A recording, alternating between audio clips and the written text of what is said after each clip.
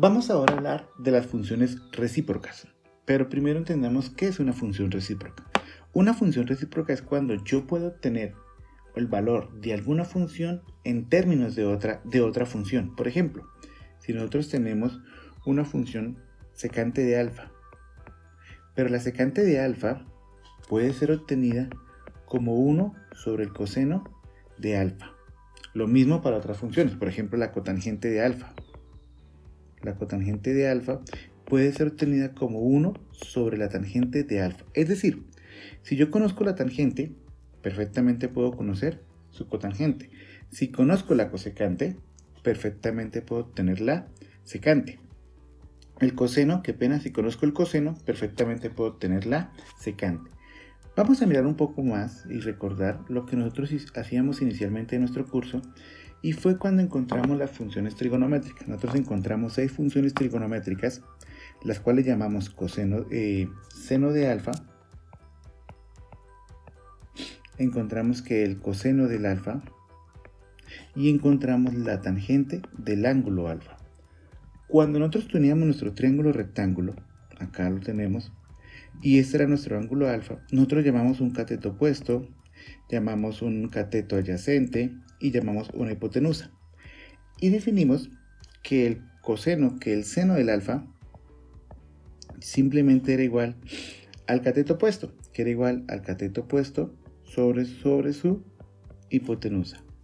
Luego encontramos la otra función, que coseno de alfa ya era el cateto adyacente sobre su hipotenusa. Y la tangente de alfa, nosotros dijimos que simplemente era igual al cateto opuesto sobre el cateto adyacente.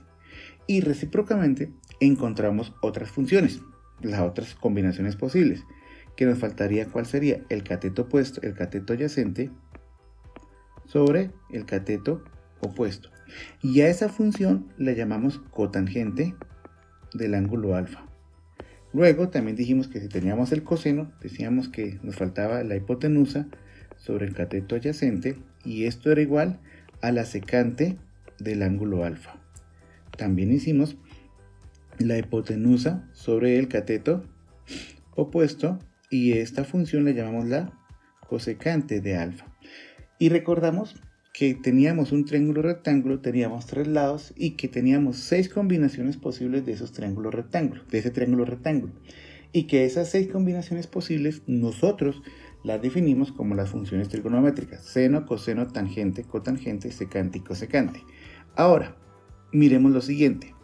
Si ustedes miran la cotangente de alfa, si yo cojo la función tangente y digo, bueno, voy a coger 1 sobre la tangente de alfa, va a ser igual a ¿qué?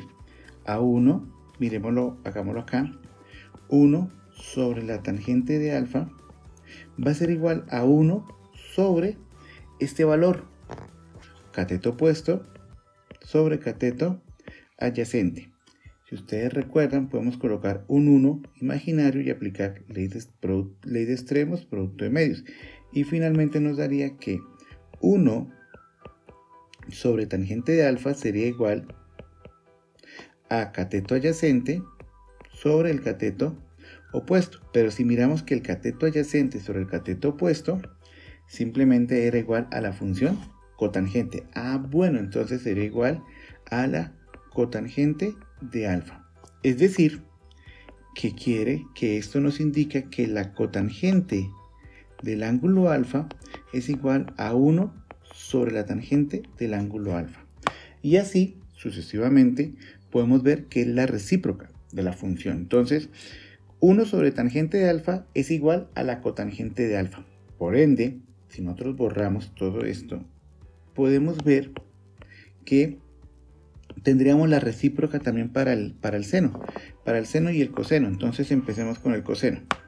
Nosotros sabemos que si divido 1, cojo acá 1 sobre el coseno del alfa,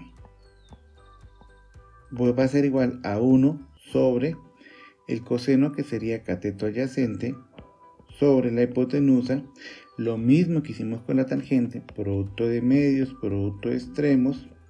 Vamos a encontrar que esto va a ser igual a la hipotenusa sobre el cateto adyacente. Pero es que el cateto adyacente sobre la hipotenusa es lo que nosotros conocemos como la secante de alfa. Entonces, nosotros podemos decir que la secante de alfa es igual a 1 sobre el coseno de alfa.